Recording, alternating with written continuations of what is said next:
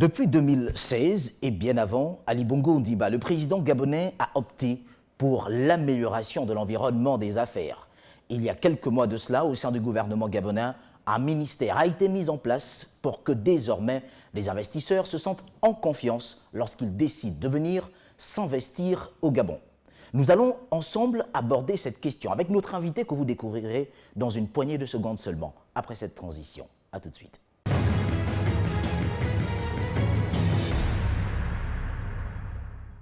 Madame, Messieurs, bienvenue dans ce nouveau numéro de votre émission Décryptage sur Gabon 24. Aujourd'hui, nous recevons Jean-Fidèle Otando, qui est le ministre gabonais de la promotion des investissements, des partenariats publics-privés et de l'amélioration de l'environnement des affaires. Monsieur Jean-Fidèle Otando, vous êtes le ministre gabonais de ce département, je le disais il y a quelques instants. Merci de nous faire une place dans votre somptueux bureau et surtout de nous recevoir. Merci, Monsieur Agaya. Bonjour. Monsieur le ministre, lorsqu'on parle de l'amélioration de l'environnement des affaires, on a comme l'impression qu'il faudrait aller certainement regarder à travers des dictionnaires pour comprendre de quoi s'agit-il. Lorsqu'on parle de la promotion des investissements, ça semble assez complexe, certainement pour quelques Gabonais. Aujourd'hui, qu'est-ce que cela signifie? Quelles sont les missions de votre département ministériel? Monsieur Agaya, permettez-moi tout d'abord de vous remercier, vous ainsi que Gabon 24, de l'opportunité qui m'est offerte pour évoquer un sujet aussi important lié aux environnements des affaires. Alors, qu'entend-on par environnement des affaires? Il est important, avant d'aller plus loin, de s'appesantir sur la définition de cette notion, environnement des affaires. L'environnement des affaires peut être défini comme étant l'ensemble des conditions politiques, institutionnelles, légales, qui régissent l'investissement et la vie des entreprises. Il en découle de cette définition que l'environnement des affaires est un sujet transversal qui ne concerne pas uniquement le ministère dont j'ai la charge. C'est un sujet qui touche aussi bien le domaine juridique, le domaine économique, et ça va au-delà. Et pour illustrer ce que je suis en train de dire, je prendrai quelques exemples. Le ministère de la Justice intervient dans l'environnement des affaires pour la sécurisation de l'investissement et de l'investisseur. Le ministère de l'Économie intervient sur des problématiques liées à la dette, à la fiscalité, à la parafiscalité. Le ministère des Habitats intervient également pour des questions liées à l'obtention de permis de construire. Le ministère de l'Énergie pour le coût et l'offre énergétique. Donc, lorsqu'on parle de l'environnement des affaires, c'est une question transversale qui touche à plusieurs politiques publiques et mon ministère apparaît comme un facilitateur dans l'environnement des affaires. Alors, je suis tenté de vous le dire, Jean-Fidèle Otando, doit-on comprendre que vous serez, en quelque sorte, le directeur commercial du gouvernement gabonais? Mieux que ça. Alors, la question était de savoir pourquoi investir au Gabon. Ma réponse doit s'articuler autour de trois notions principales. Investir au Gabon parce que le Gabon, nous avons des atouts. Investir au Gabon parce que nous avions amorcé une reprise économique qui est là. Et investir au Gabon parce que l'environnement des affaires le permet. Sur le premier point, l'atout dont dispose le Gabon. Le premier atout, c'est d'abord sa stabilité, notre stabilité politique. J'entends ici et là dire parfois qu'on ne mange pas la paix. Mais il faut aussi reconnaître qu'on n'investit pas dans le désordre. Pour investir, il faudrait qu'il y ait un minimum de paix. Et en cela, notre pays, le Gabon, apparaît comme un pionnier dans la sous-région. Voilà pourquoi la stabilité politique et sociale est un des facteurs importants pour l'investisseur. Donc, pensez-vous que cela suffise, monsieur le ministre? Parce qu'aujourd'hui, il y a des investisseurs sur le plan international qui hésitent à venir au Gabon, par exemple. Parce que lorsqu'on regarde la dette intérieure et autres, il y a une question de confiance qui se pose entre l'État et ses investisseurs. Comment le comprendre aujourd'hui? j'aimerais, si vous le voudrez bien, revenir sur les atouts dont nous disposons. D'accord. J'ai parlé de la stabilité économique. Je parle aussi de la position géographique stratégique de notre pays. D'accord. Parce que ce qui est important pour nous, ce n'est pas seulement de voir le Gabon, Oui. mais c'est de voir l'Afrique. Le Gabon, aujourd'hui, apparaît comme une porte d'entrée sur le territoire, sur le continent africain. Et le Gabon, avec ses 200 000 km² de forêt tropicale et un potentiel important de ressources naturelles, apparaît comme cette porte d'entrée à tout investisseur qui voudrait investir sur le continent africain. Donc, le Gabon dispose de ces atouts. Le Gabon a amorcé depuis quelques années une diversification de son économie. Comme vous le savez, jusqu'en 2014, le Gabon a connu un taux de croissance de plus de 6%. Et à partir de 2014, avec la crise pétrolière, notre taux de croissance est descendu à 3% et l'année dernière, nous avons clôturé l'année 2018 avec un taux de 0,8%. Qu'est-ce que cela voudrait dire? Que grâce à la diversification de notre économie, nous avons pu mettre des amortisseurs qui ont atténué les effets de la crise pétrolière. Voilà pourquoi le chef de l'État, son Excellence Ali Bongo Ondimba, a fait de la diversification de notre économie un facteur de développement économique. Et c'est parce que nous avons diversifié notre économie que nous avons pu résister mieux que d'autres pays de la sous-région à la crise pétrolière qui a durement frappé les économies de rente en 2014. Donc, nous avons mis en place des réformes qui ont été impulsées par le chef de l'État pour nous permettre d'atténuer le choc pétrolier dans notre pays. Donc la diversification de l'économie me paraît importante. L'environnement des affaires, proprement dit. Nous avons mis en place, sous l'impulsion du chef de l'État, un nouveau code de marché public. Ce code qui est plus flexible et qui permet aux PME d'accéder beaucoup plus facilement au marché public. Nous avons mis en place un code des hydrocarbures qui est plus attractif. Aujourd'hui, avec les 35 blocs pétroliers qui sont mis sur le marché, nous avons des investisseurs qui sont intéressés grâce à ce nouveau code des hydrocarbures. Nous avons également mis en place un code minier qui est encore plus attractif que le précédent. Et enfin, dans le domaine juridique, notre nouveau code pénal et le nouveau code de procédure pénale renforcent la répression contre les atteintes à la bonne gouvernance économique. Donc, nous disposons au Gabon d'un certain nombre d'atouts importants pour attirer les investisseurs étrangers. Monsieur le ministre, si l'on peut vous féliciter justement pour les éléments que vous venez d'évoquer, serait-ce le cas si nous parlions un instant d'un code d'investissement, puisque, sauf erreur de ma part, j'ai l'impression qu'il n'y en a pas. En ce qui concerne les investissements, il faut savoir que nous avons mis en place un cadre juridique et organisationnel. Nous avons d'abord le Haut Conseil pour l'investissement. Le Haut Conseil pour l'investissement, qui est un organe de concertation, un organe de réflexion, un organe d'orientation de la politique d'investissement nationale. Monsieur le ministre, je vous comprends, mais vous ne répondez pas à ma question. Y a-t-il un code des investissements au Gabon? Sur la question spécifique du code des investissements, il y a des dispositions qui permettent justement d'accompagner les investisseurs dans notre pays. Vous me permettrez d'insister, monsieur le ministre. Je voudrais, si vous le permettez, terminer avec le Haut Conseil pour l'investissement. Justement, mais... Ce Haut Conseil pour l'investissement qui est un cadre pour le dialogue entre le privé et le public. Et pour nous, ce code des investissements dont vous faites allusion, qui aujourd'hui est en train d'être revisité, puisque dites-vous bien que le Gabon a attiré jusqu'à ce jour plus de 10 milliards de dollars d'investissements directs étrangers. Et si nous avons pu attirer ces investisseurs étrangers, c'est parce que justement, il y a des dispositions légales qui garantissent à la fois l'investissement et l'investisseur.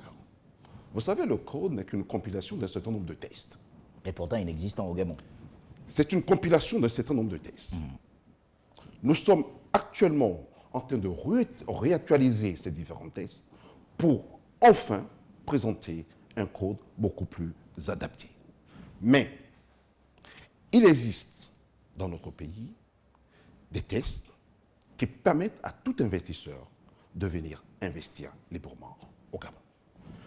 Et je voudrais prendre comme exemple la zone économique de Ngok.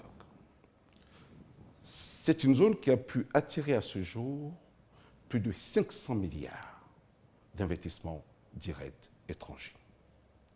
Je voudrais prendre comme exemple les partenariats publics-privés que nous venons de signer. La Transgabonaise, pour plus de 500 milliards. Je voudrais prendre pour exemple de réussite en termes de partenariat public-privé, parce que nous avons des tests justement qui régissent l'investissement et qui sécurisent l'investisseur. Nous avions pu mettre en place des partenariats publics-privés avec le groupe Olam, avec G16 et Meridian. Autrement dit, le volume des investissements directs étrangers a considérablement évolué ces dernières années grâce à une législation qui protège et qui sécurise les investisseurs. Donc, le Gabon apparaît aujourd'hui comme un pays plus attractif parce que l'ensemble des tests que nous avons mis en place et l'ensemble des structures qui ont été mises en place permettent justement d'attirer les investisseurs sur la destination Gabon. Alors j'insiste justement sur cette question. Jean-Fidèle Otando, je rappelle que vous êtes le ministre gabonais en charge de la promotion des investissements au Gabon. Vous le savez, il est dit, même sur le plan international, qu'au Gabon, il est difficile de remporter un procès contre l'État gabonais. Sinon, la plupart du temps, on n'a même pas besoin de procès lorsqu'on se plaint en tant qu'investisseur au Gabon, ou même quand le procès se passe ailleurs. Et je ne vous citerai pas le dernier en date connu de tous les Gabonais. Aujourd'hui, est-ce que les investisseurs internationaux peuvent être rassurés de ce qu'il existe un système juridique qui les protège, eux, lorsqu'ils décident de venir au Gabon? Avant d'aborder bien sûr les questions de fiscalité et autres. Je faisais allusion tout à l'heure à notre nouveau code pénal et le nouveau code de procédure pénale. Oui. Ces deux instruments renforcent la sécurité de l'investisseur. Et j'irai même au-delà. Nous avons mis en place des tribunaux de commerce. Nous avons mis en place un centre d'arbitrage et de médiation pour justement privilégier des voies alternatives de règlement des différents conflits. Nous nous attelons à rendre beaucoup plus opérationnelle notre chambre de commerce.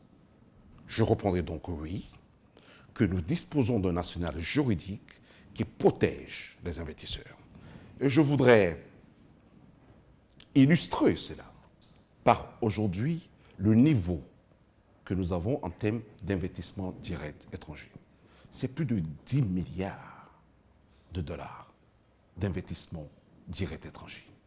Donc, nous sécurisons le cadre des affaires, l'investisseur est sécurisé et au Gabon, la justice est indépendante. Alors, si le secteur se porte bien aujourd'hui, lorsqu'on parle d'investissement, Monsieur le ministre, j'insisterai également sur la faible culture entrepreneuriale constatée, et surtout en matière d'innovation, on a comme l'impression que le gouvernement gabonais n'ouvre pas assez les portes. Il faut parler de la faible culture entrepreneuriale. Et vous avez peut-être raison. Vous vivez au Gabon. Je me souviens à l'époque, lorsqu'on allait à l'école, on nous disait tous qu'après nos études, que la seule porte d'entrée, dans la vie professionnelle était la fonction publique. Nous avons vécu et nous avons grandi avec cette idée parce que nous étions un pays pétrolier. C'est une réalité. Et face à cette réalité, nous n'avions pas suffisamment développé cette culture entrepreneuriale. C'est aussi une réalité. Sauf qu'aujourd'hui, avec la crise pétrolière, avec le fait que la ressource pétrolière n'est pas impérissable, donc il faut préparer l'après-pétrole. Et aujourd'hui, je me réjouis de plus en plus. Nous voyons des Gabonais entreprendre. Voilà pourquoi, Monsieur le ministre, vous êtes sûr? dès ma prise de fonction, j'ai rencontré le patronat, j'ai rencontré les syndicats des PME. Et aujourd'hui, au niveau du gouvernement, nous prenons toutes les dispositions pour justement favoriser l'émergence d'une classe d'affaires d'hommes gabonais. Est-ce que les PME et PMI au Gabon aujourd'hui sont satisfaites de la qualité du travail fourni par le gouvernement en matière d'investissement? Je vous pose directement la question parce que nous voyons quand même ce qui se passe à travers les médias et les nombreuses plaintes qui ont souvent été portées contre l'État gabonais. Il y a moins d'aide, moins d'ouverture de la part de l'État pour ces PME et PMI existantes au Gabon, mais beaucoup plus d'ouverture pour les grandes firmes et autres qui viennent d'ailleurs pour s'installer au Gabon. Nous avons réformé notre code des marchés publics pour faciliter justement l'accès à la PME gabonaise au marché d'État. Mais ce que je voudrais dire, c'est qu'il n'y a pas que les marchés d'État pour développer son entreprise. Lorsque vous avez la culture entrepreneuriale, parce qu'investir, c'est un risque. Et investir ou prendre la décision de devenir entrepreneur comporte un certain nombre de risques. On ne crée pas son entreprise parce que nous avons une connaissance qui peut nous donner un marché d'État. On crée une entreprise parce qu'on a pris la décision de ne pas être employé, mais d'être employeur. À partir de ce moment, il faut des règles de gestion. À partir de ce moment, il faut une prise de risque. Il faut s'engager. J'ai vu des entreprises qui n'avaient pas des ressources propres. J'ai vu des entreprises qui n'étaient pas installées. J'ai vu des entreprises qui avaient que pour seule, comment dirais-je, leur seule raison d'être, c'était le fait de connaître quelqu'un dans l'administration pour avoir un marché public. Alors, comprenez que nous avions pris des dispositions d'abord pour renforcer la chambre de commerce. Parce qu'il faudrait qu'il y ait un cadre pour nous permettre, l'État, de discuter avec les entreprises gabonaises, avec les PME et les petites entreprises gabonaises. Voilà pourquoi, au niveau du Haut Conseil pour l'investissement, nous avons créé ce dialogue, cet espace qui nous permet de discuter avec des entreprises, mais des entreprises normalement constituées. Alors oui, il y a encore des efforts à faire, mais je peux vous assurer qu'avec le nouveau Code des marchés publics, nous avons facilité l'accès aux PME normalement constituées en République gabonaise.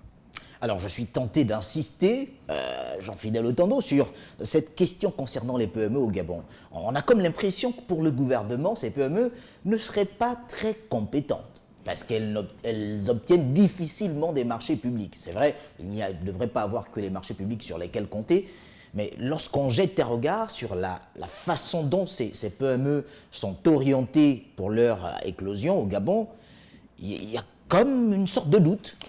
Vous savez, du gouvernement envers ces PME gabonaises. Le gouvernement est conscient d'une chose, que la richesse, que les emplois sont créés par les PME. Et ça, toutes les statistiques le montrent dans le monde entier.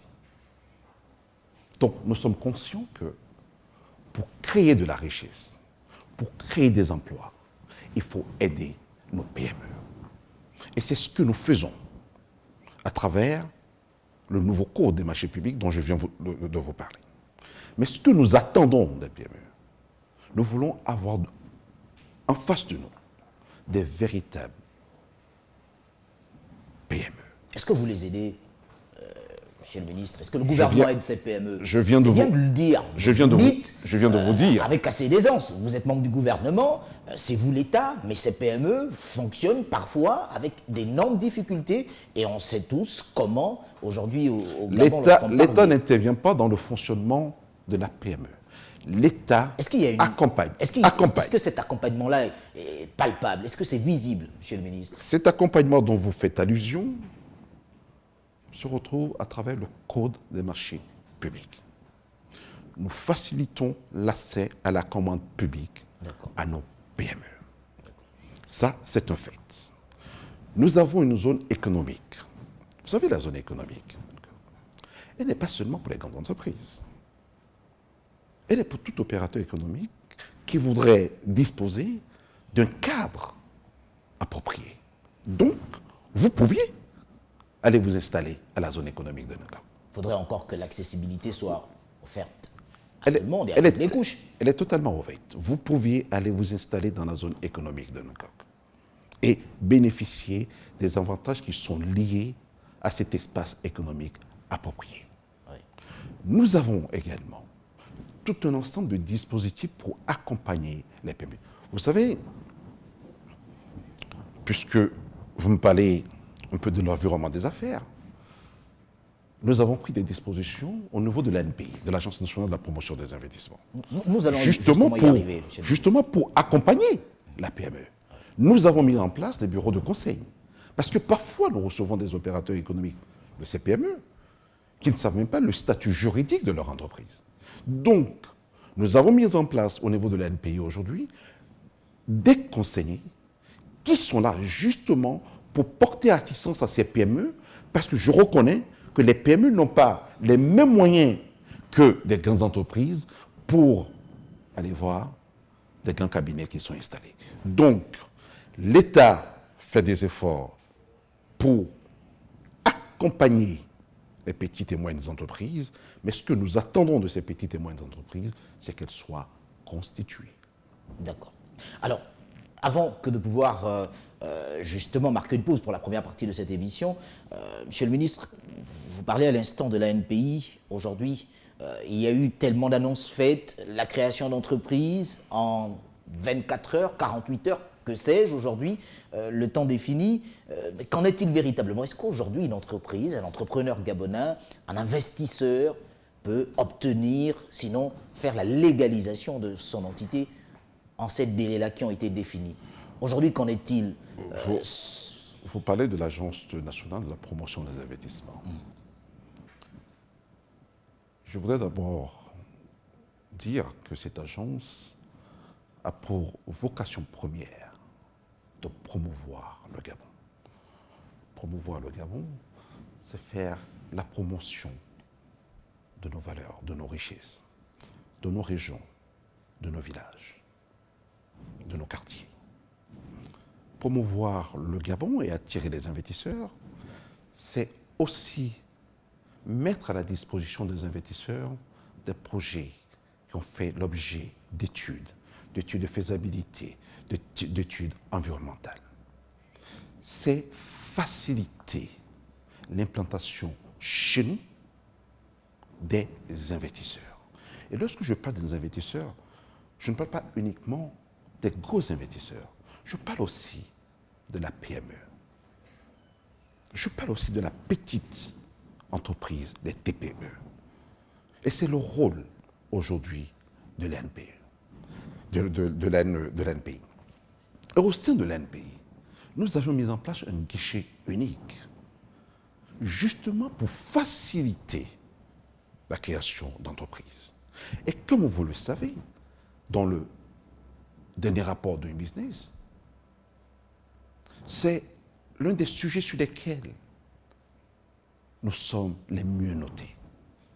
Oui, je suis d'accord avec vous que notre ambition, qui était celle de créer toutes les entreprises dans moins de 24 heures, aujourd'hui, je pense qu'à peine 70% de ces entreprises sont créées en 48 heures. Voilà pourquoi nous avons donné des instructions, le gouvernement nous a instruits à améliorer ce classement en matière de création d'entreprises. Nous essayons de dématérialiser toute la procédure de création. Voilà pourquoi nous avons mis à la disposition des entrepreneurs, nous avons mis à la disposition du public, justement, une plateforme qui permet de dématérialiser tout le processus de création d'entreprise. Notre objectif, c'est de parvenir d'ici 2020 à ce que tout au moins 90% des entreprises soient créées en moins de 24 heures. C'est notre objectif. Et je pense qu'avec la mise en place de cet outil, avec la mise en place de ce site, je pense pouvoir parvenir, nous pensons pouvoir parvenir à cet objectif que nous nous sommes assignés.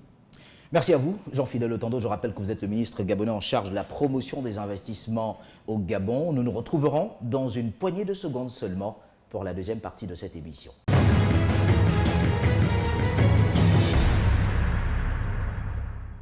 Deuxième partie de cette émission Décryptage sur Gabon 24 avec notre invité, mesdames, messieurs, bienvenue. Jean-Fidèle Otando, le ministre gabonais de la promotion des investissements, des partenariats publics-privés et de l'amélioration de l'environnement des affaires, nous reçoit une fois de plus. Merci de nous faire une place dans votre somptueux bureau, monsieur le ministre. Alors, en fin de cette première partie, vous évoquez justement la responsabilité aujourd'hui de l'ANPI. Je souhaite tout de même que l'on revienne là-dessus. L'ANPI, que doit-on retenir? Création d'entreprise, 72 heures, 48 heures, 24 heures aujourd'hui? Je repose la question. Vous me permettrez de vous titiller. Notre objectif, l'objectif premier de l'Agence nationale de la promotion pour les investissements, c'est de promouvoir la destination Gabon. C'est de mettre à la disposition des investisseurs des projets qui sont structurés, qui ont fait l'objet d'études de faisabilité, études environnementales, pour justement faciliter la prise de décision. C'est ça la mission première. Bien évidemment, au sein de l'ANPI, nous avons mis en place un guichet unique pour justement faciliter les formalités de création d'entreprise. 72 heures, 48 Aujourd'hui, heures, 4 heures. notre objectif, Oui. c'est de pouvoir créer en moins de 48 heures une entreprise. C'est l'objectif que nous nous sommes assignés pour 2020. D'accord. Est-ce que les chiffres sont satisfaisants, monsieur le ministre, en matière de création d'entreprise en 48 heures? Écoutez, l'objectif est toujours de faire mieux, de faire vite, et faire le plus vite possible. Sauf que nous constatons que nous avons cet temps d'accueil. Voilà pourquoi nous venons de dématérialiser tout le processus de création d'entreprise. D'accord. Cette dématérialisation, elle est en cours, elle se fait étape par étape, et l'instruction qui nous a été donnée par le chef de l'État, c'est de réduire ce délai de 48 heures. Et nous ouvrons pour la réduction de ce délai. Alors, monsieur le ministre, à côté de cela, il n'y a que pour les investisseurs, il n'y a pas au Gabon une banque d'investissement, pour ne citer que cet exemple. Qu'est-ce qui explique cela? Parce que pour l'environnement des affaires, sans banque d'investissement, est-ce que ce ne serait pas difficile pour ces investisseurs quand même de pouvoir... Notre pays dispose d'un système bancaire qui est performant. Il est vrai que beaucoup d'entrepreneurs, surtout les PME, se plaignent de la difficulté d'obtention de prêts.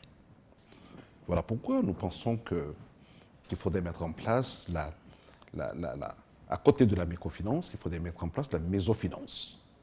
D'accord.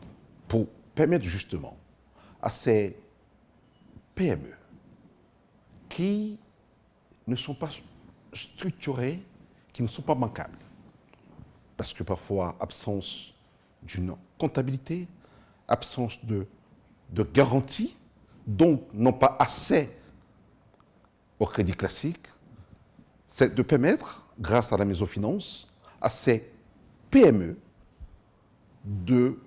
d'avoir accès à une autre forme de financement de leur activité. Jean-Fidèle Otando, parlez-nous à présent de la parafiscalité, puisque elle a une incidence considérable sur l'économie du Gabon.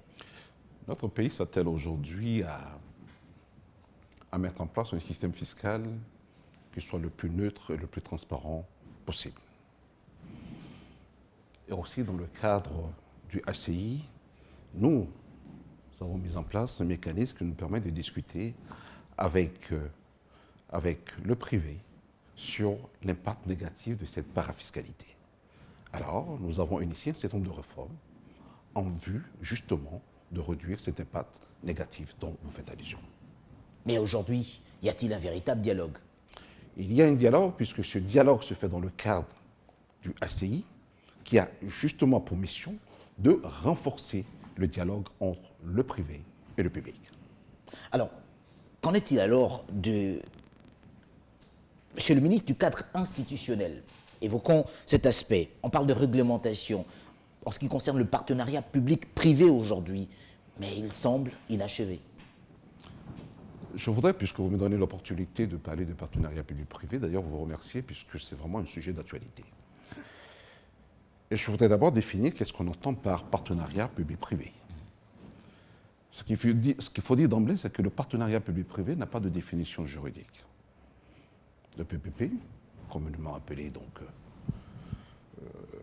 c'est l'abréviation de partenariat public-privé, désigne une forme de collaboration entre l'État et le privé. Alors lorsque je dis une forme de collaboration, ça voudrait dire qu'il y en a plusieurs autres formes de collaboration. La particularité de cette forme de collaboration, c'est que l'État confie à un privé la réalisation de services d'utilité publique. Autrement dit, l'État va confier la conception, la construction, le financement, l'exploitation, la maintenance d'une infrastructure, lorsque je prends l'exemple d'une infrastructure. Donc, l'État demande à son partenaire, et c'est très important, lorsque je parle de partenaire, ça veut dire que nous sommes dans une relation contractuelle qui engage les deux parties tout au long du contrat. Donc, c'est un engagement contractuel entre l'État et un acteur du secteur privé. Et à travers cet engagement, l'acteur du secteur privé accepte la mission qui lui a été confiée, qui peut être celle de concevoir, de construire, de financer, d'exploiter et de maintenir un ouvrage. Et je voudrais, à titre d'exemple, pour illustrer cette définition, prendre le cas de la Transgabonaise que nous venons de signer sous l'impulsion du chef de l'État, son Excellence Ali Bongo Ondimba. Cette route économique de plus de 700 km qui va relier désormais Libreville à Franceville sera donc financée grâce à ce modèle de partenariat public-privé où le partenaire privé va donc financer entièrement la réalisation de cet ouvrage, de cette infrastructure. C'est une forme de financement d'une économie qui a fait ses preuves partout dans le monde. Le Gabon, sur ce plan, était en retard, mais grâce à l'impulsion du chef de l'État, avec la zone économique d'Uncock, nous sommes en train de rattraper ce retard. Et d'ailleurs, il n'y a pas que la Transgabonaise qui est en partenariat public-privé. Vous avez la zone économique d'Uncock. Nous avons également le nouveau port d'Ovendo. Nous avons le port minéralier d'Ovendo également, qui sont là des exemples de partenariat public-privé. L'avantage de ce mode de financement, c'est surtout de permettre au privé un meilleur entretien de l'ouvrage. Parce que qu'est-ce qui nous est souvent reproché, nous, administration? Lorsque nous finançons une voie, lorsque nous finançons des bâtiments administratifs, nous ne savons pas les entretenir. Alors que grâce au partenariat public-privé, le partenaire privé saura entretenir l'ouvrage pour le bien-être de nos concitoyens. Il ne s'agit pas d'une privatisation. Et l'État ne se désengage pas. L'État est partenaire. Autrement dit, il y a un cahier de charges, il y a des obligations réciproques qui pèsent sur chaque partie, c'est-à-dire l'État et son partenaire. Et tout au long du contrat, puisque c'est un contrat, pour la Transgabonaise, c'est un contrat sur 30 ans, tout au long du contrat, chaque partie est tenue de respecter ses engagements contractuels. Jean-Fidèle Otando, vous me permettrez de rebondir sur cet aspect assez important. Lorsqu'on parle de partenariat public-privé, il n'y a qu'au Gabon des éléphants blancs, que dis-je, certainement devenus orange ou vert, à force du temps, continuent de orner l'environnement au Gabon, et même l'environnement des affaires. Partenariat public-privé, aujourd'hui, des investisseurs ont parfois été annoncés, ont eu des responsabilités, mais pour des projets parfois pas arrivés à terme. Vous me permettrez de vous titiller, puisque vous êtes le ministre en charge de ce département aussi important que les autres. En exemple, la Baie des Rois. Je suis sûr qu'en partant de chez vous chaque matin pour vous rendre à votre cabinet ministériel, vous passez par là, par exemple. Partenariat public-privé. Vous avez 3 types de financement d'une économie. D'accord. Surtout par l'État. Vous pouvez financer votre économie par vos recettes budgétaires. Les impôts, la douane. C'est une forme. L'autre forme, vous pouvez vous endetter pour financer votre économie, pour construire des ouvrages. C'est une deuxième forme. Et vous avez une troisième forme, les partenariats publics-privés. Jusqu'à présent, nous avons utilisé à cloison les 2 premières formes, c'est-à-dire le budget de l'État, les recettes propres, les recettes budgétaires et la dette. La conséquence de ces 2 modes de financement, c'est ce que vous décrivez, les éléphants blancs. Et justement, c'est pour apporter une solution à ce risque de financement que nous allons de plus en plus vers les partenariats publics-privés. Donc, les partenariats publics-privés sont aujourd'hui une solution pour lutter contre les éléphants blancs. Parce que lorsque vous parlez d'éléphants blancs, de quoi s'agit-il? Ce sont des projets qui ont été abandonnés pour faute de financement. Surtout annoncé à grande pompe. Faute de financement, parce que le financement était assis sur les recettes budgétaires. Or, vous connaissez bien la volatilité, parfois de nos recettes. Est-ce qu'un investisseur sur le plan international pourrait accorder de la crédibilité justement à un État, à un gouvernement qui pourrait à certains moments se voir annoncer des choses qui n'aillent pas à leur terme? Est-ce que ce serait assez crédible pour un investisseur sur le plan international de se dire... Je pense qu'aujourd'hui, nous travaillons pour restaurer la confiance aux investisseurs. D'accord. Et pour restaurer cette confiance aux investisseurs, nous avons mis en place un certain nombre de mécanismes juridiques pour protéger l'investisseur.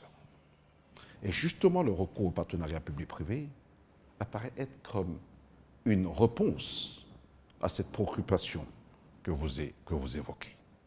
Parce que nous permettons, en concédant à un privé la réalisation d'un ouvrage à but de service public, nous autorisons ce partenaire à se faire rémunérer directement sans que cela ne coûte rien à l'État. Donc, pour nous, le partenariat public-privé est une forme aujourd'hui de financement de notre économie et ça rassure nos partenaires parce que nous avons un cadre juridique qui sécurise les partenariats publics-privés en République gabonaise. Aujourd'hui, quels sont les chiffres, Monsieur le ministre? On vous a vu, il y a quelque temps encore, aller sur le plan international, rencontrer des investisseurs. Aujourd'hui, quels sont les chiffres en matière certainement de désir d'investir au Gabon? Quels sont les chiffres aujourd'hui pour ces investisseurs rencontrés? Quels sont les secteurs aujourd'hui qui intéressent véritablement les investisseurs sur le plan international? Nous avions assisté au Forum économie Russie-Afrique. Et le Gabon aujourd'hui est très présent dans ce nombre de forums. Parce que nous pensons qu'il faudrait faire davantage pour faire connaître notre pays. Il faut faire davantage pour promouvoir notre pays et surtout présenter les secteurs prioritaires de notre économie. Et comme vous le savez, le chef de l'État a été bien clair à ce sujet. Et que le plan de relance de notre économie a déterminé quels sont les secteurs prioritaires de notre économie. L'énergie, l'éducation, l'agriculture. Et d'ailleurs, lorsque nous regardons les chiffres de la diversification de notre économie, une croissance attendue de plus de 3% sur les exercices 2019. Que des beaux chiffres, que peu de Gabonais comprennent. Une croissance de plus de 3% sur les exercices 2019, mais cette croissance est obtenue grâce, bien sûr, au secteur hors pétrole. Nous avons réussi, sur ces 5 dernières années, à rééquilibrer le budget de l'État. Les recettes budgétaires représentaient plus de 70% de nos recettes, il y a de cela encore 5, 6 ou 7 ans. Aujourd'hui, la part du secteur hors pétrole est de plus en plus prépondérant au niveau des recettes budgétaires. Et ceci, grâce à la vision du chef de l'État, qui était de diversifier notre économie. Et d'ailleurs, lorsqu'on regarde les investissements directs étrangers, sur ces 3 dernières années, ce n'est pas dans le pétrole. C'est bien dans l'agroalimentaire et dans les infrastructures. Grâce, bien sûr, à un partenariat stratégique avec G16. Mais nous voulons aller dans cette voie-là.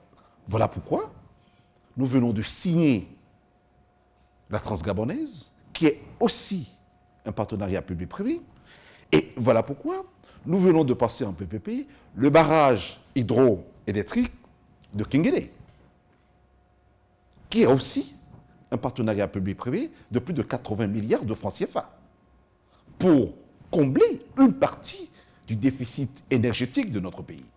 Et il y a encore des projets à financer en partenariat public-privé dans le domaine de l'énergie.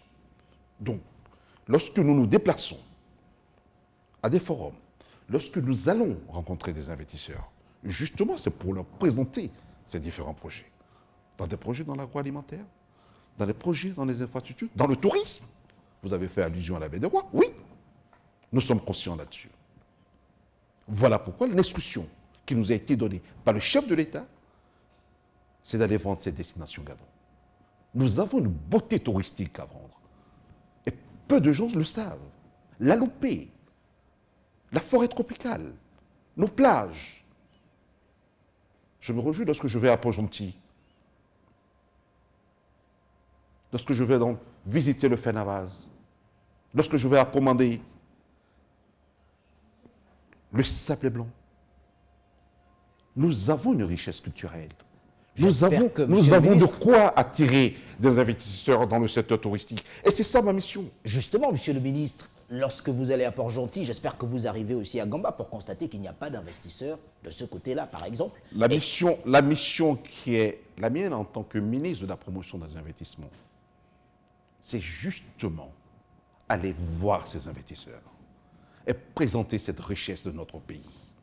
Nous avons un beau pays, un pays admiré par le monde entier, une stabilité politique, une stabilité économique.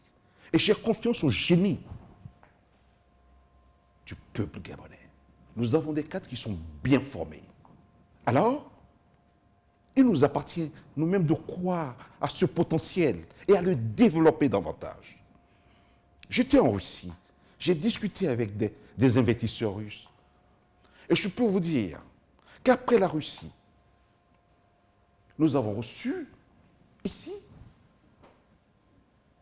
l'ambassadeur de la Russie qui est arrivé avec des courriers de plus d'une trentaine d'hommes d'affaires russes qui sont prêts à venir au Gabon. Mon collègue du pétrole vous dira que les trois premières entreprises russes dans le domaine du pétrole sont intéressées par notre pays. Il faut que nous croyions à ce potentiel que regorge notre pays. Vous parlez de l'environnement des affaires. L'environnement des affaires n'est pas seulement une question du ministre que je suis, mais c'est une question qui concerne tout le monde. Si on passe tout notre temps à critiquer notre pays, comment voulez-vous que les investisseurs viennent dans un pays où tout le temps on s'engueule? Encore que la liberté d'expression existe au Gabon. Oui, oui, mais... Monsieur le ministre, si on peut vous féliciter pour tout ce que vous venez d'évoquer, doit-on également vous féliciter aujourd'hui, vous, je dis vous, mais je parle du Gabon en ce qui concerne le classement Doing Business? Je ne suis pas animé d'un sentiment d'autosatisfaction. Ce n'est pas le sentiment qui m'anime. Peut-être de la fierté? Parce que la tâche, elle est énorme. Je ne suis qu'un ouvrier. Personne ne peut se satisfaire du classement actuel du Doing Business de notre pays. Et nous avons reçu des instructions fermes du chef de l'État sur justement ce classement du Doing Business. Parce que, à notre avis, ce classement ne reflète pas les efforts de notre pays. Et je voudrais d'abord préciser quelque chose. Je vous en prie, au pas de course. C'est quoi le Doing Business? C'est une étude de la Banque mondiale qui analyse des réformes sur une dizaine de sujets qui concernent la vie des entreprises. Une dizaine de sujets. La création d'entreprises, les permis de construire, une dizaine de sujets. Donc, ce n'est pas une étude qui analyse l'ensemble des réformes que nous faisons au niveau de notre pays, au niveau de nos finances publiques. Des réformes qui nous ont valu un satisfecit du Fonds monétaire international qui nous accompagne dans notre programme. Donc, ce n'est pas un avis sur les réformes que nous avons menées. C'est une matrice de la Banque mondiale qui a choisi 10 sujets qui concernent la vie de l'entreprise. Sur ces 10 sujets, il y a certains sur lesquels nous ne sommes pas parmi les meilleurs en Afrique. La création d'entreprises, même s'il y a encore des efforts à faire. Il y a d'autres sur lesquels nous avons encore des efforts à faire. Et le gouvernement s'est saisi de ce dossier. Voilà pourquoi pour 2020, dans notre loi de finances 2020, nous avons prévu un financement pour la dématérialisation des procédures de déclaration et de paiement des impôts. Sidonie Award pour la douane, ETAS qui sera étendu à l'ensemble des impôts ETAS. Donc, nous pensons que nous allons améliorer notre classement dans la prochaine publication du Doing Business. Et c'est l'objectif. Et là, c'est Pascal Ibongo Ondimba à taper du poing sur la table. Ça prouve bien que nous avons un chef qui est aux commandes et qui suit bien l'actualité. Monsieur le ministre, que retenir justement de l'environnement des affaires au Gabon pour cette émission Décryptage? Je dirais que notre pays, sur ces 5 dernières années, a fait des réformes. Et d'ailleurs, le chef de l'État le disait. 2018 a été l'année où nous avons le plus réformé notre pays. 2018. Et en juger aujourd'hui par les rapports du FMI, nous pensons que nous sommes sur la bonne voie. Mais nous avons encore des efforts à faire. En matière d'environnement des affaires, je pense qu'aujourd'hui, nous offrons aux investisseurs qui sont intéressés par l'Afrique, parce que vous savez, en 2020, l'Afrique sera un marché unique, une zone de libre-échange. Nous demandons aux investisseurs qui sont intéressés par ce marché africain, un marché d'1,2 milliard d'habitants aujourd'hui. Mais à l'horizon 2050, ça serait un marché de 2,5 milliards d'habitants, soit 25% de la population mondiale. C'est un marché où les jeunes de moins de 30 ans représentent plus de 50%. C'est un marché africain qui regorge d'un potentiel énorme en matière de ressources naturelles. Alors, nous demandons à ces investisseurs de venir s'installer au Gabon. Nous offrons une porte d'entrée sur le continent africain aux investisseurs. Vous savez, et ce n'est pas moi qui le dis, c'est un rapport de la Banque mondiale, que l'Afrique est la zone la plus rentable au monde. Alors, tout investisseur doit être intéressé par la rentabilité. En moyenne, 14%. Et le Gabon, c'est un pays stable. Nous avons des institutions qui sont fortes. Nous avons une économie qui se redresse. Nous avons une jeunesse qui est bien formée. Alors, je pense que toutes les conditions sont réunies pour attirer davantage des investisseurs au Gabon. Merci à vous, Jean-Fidèle Otando. Je rappelle que vous êtes le ministre gabonais de la promotion des investissements, des partenariats publics-privés et de l'amélioration de l'environnement des affaires au Gabon. Merci de nous avoir reçus, Monsieur le ministre, en espérant vous retrouver pour évoquer avec vous le bilan justement, à une certaine bilan d'étape, si je puis me permettre de le dire ainsi, de ce que vous aurez apporté au Gabon comme investisseur d'ici 6 mois, Monsieur le ministre. C'est à moi de vous remercier.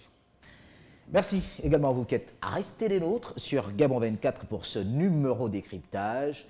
J'espère vous retrouver la semaine prochaine avec un autre invité, même décor, même réalisation, mais surtout la même équipe. Au revoir.